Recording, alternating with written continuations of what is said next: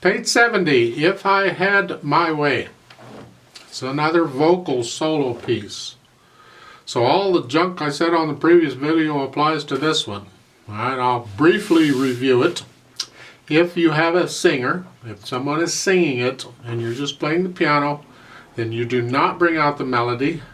Don't cover up anything the singer is doing. Let them have the melody. You keep everything as harmony. So it's here.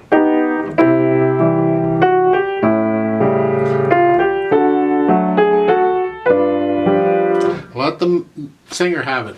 If you do not have a singer and you're actually doing it as a piano solo, then you bring out the melody.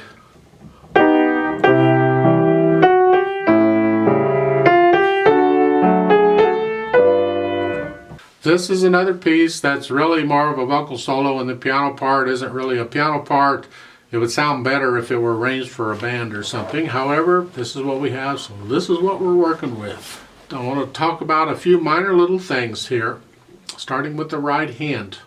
I don't have a lot to suggest to you on it. I'll just point out a few things here.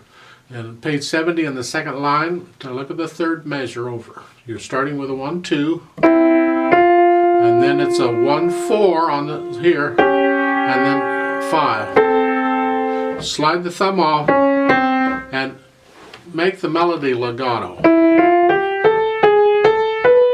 Okay, in the last measure it's a 5-3. So we connect the melody, we feel the melody, so to speak, with our hands. Like so. At the bottom of page 70 in the last measure, it's a 4-5. You play it with the fourth finger and immediately put the fifth finger on it. And I suggest you do it very quickly, because on the first, on beat 2, they say 1-3, I suggest a 1-4. So I can do a 1-3 on the next one and connect the E to the E flat. So, see the harmony here is as with that, and we want to connect those with the hand. I know the pedal's down, don't care. We're doing it with the fingers. So it's here. Okay. At the end, at the bottom of page 71, first ending isn't bad. It's a little tricky. Just do what they're telling you to do. You can experiment with the fingering here, but I would prefer to connect it. Now it's not connected here, and then you start again. You can lift up there and go on, so it's okay. So there's a little bit of silence between those there. In the second ending there, you're here.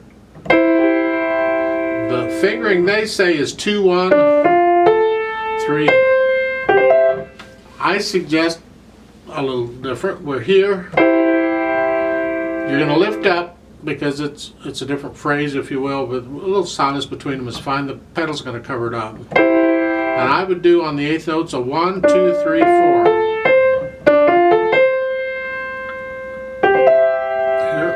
Okay, that's what I suggest. You experiment and see what you think. In the left hand, let's go up the top of page 70. Look out here, right at the beginning. You have a 5 here, and then the other. The first note is tied, so you're going to hold it down, right? 1, 2, up. 1, 2. So you're holding that. It's like a finger pedal. I've talked about these before. This is all over the place. The difference is, at the beginning, you just have 2 quarter notes and a quarter rest. Rest, rest. Well, if you go on the third line down on second measure, now it's a half note. 1, 2. So they're not exactly the same rhythm-wise, but they're close. And you're thinking, the pedal's down, what difference does it make? Well, it makes a little difference. For instance, at the beginning, I'll talk about the pedal in a minute, but it makes a little difference. All right. Now, let's go on. Second line, second measure, that is a 2 on the dotted half note. You need it there to put you in position for what's coming, all right? Because you're here. So put the 2 on the dotted half note. On page 71, second line, the last 2 measures.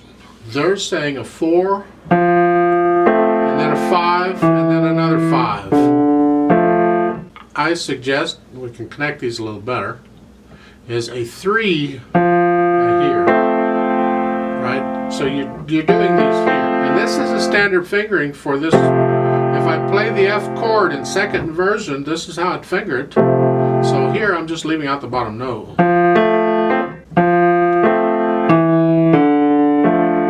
that. This just lets me connect the bass line a little better. At the end, the last measure there at the bottom of page 71, the second ending, the last measure, that's an arpeggiated chord.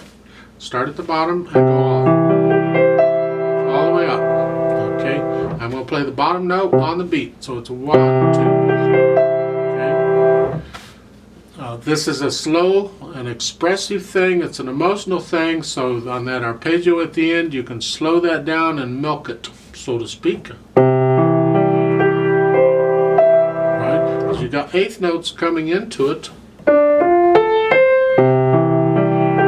so you could start it, the arpeggio, like eighth notes, and then gradually slow them down a little bit too. And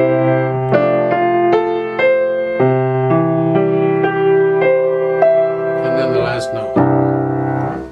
It doesn't say to slow down. It's an interpretive thing. We do what we can. One minor thing at the end there, the arpeggiated chord. There's different ways of playing. You don't always have to play them fast. In this particular piece, I suggest you get it all done within the first beat, because you got a chord coming on the second beat. So you don't have a lot of time on that one. So you're going to have to go 1, 2, and 3, and 1, 2, off type thing. Because I played the bottom note on that on the beat. That's 1, 2. There's one minor little gotcha at the bottom of page 70 I want to point out. It's the second measure. In the right hand, you have the half note D. Left hand, you're playing the here and the chord. And then you have the 2 eighth notes in the right hand. Notice the last eighth note is a C. It's middle C, but you're playing middle C already in the chord. In the left hand, you got the note held down. Okay? Just so you're aware of it. You got to release the left hand middle C so you can play it in the right hand, because that's melody. It's important.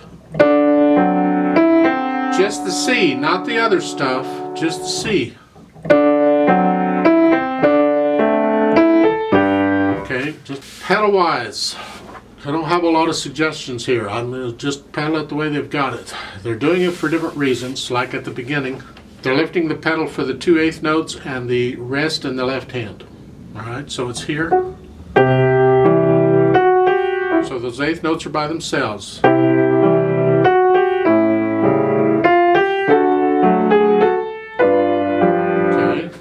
Then you get down to the bottom, or another better example was over on page 71, the third line down. This is different. Now you're pedaling all the way, but you got half notes in the left hand. So here, it's much more connected.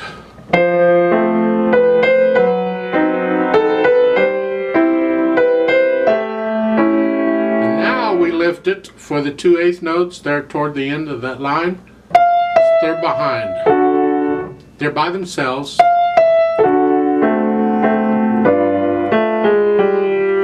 So I can't believe I'm saying it. I kind of like the way they're pedaling this piece.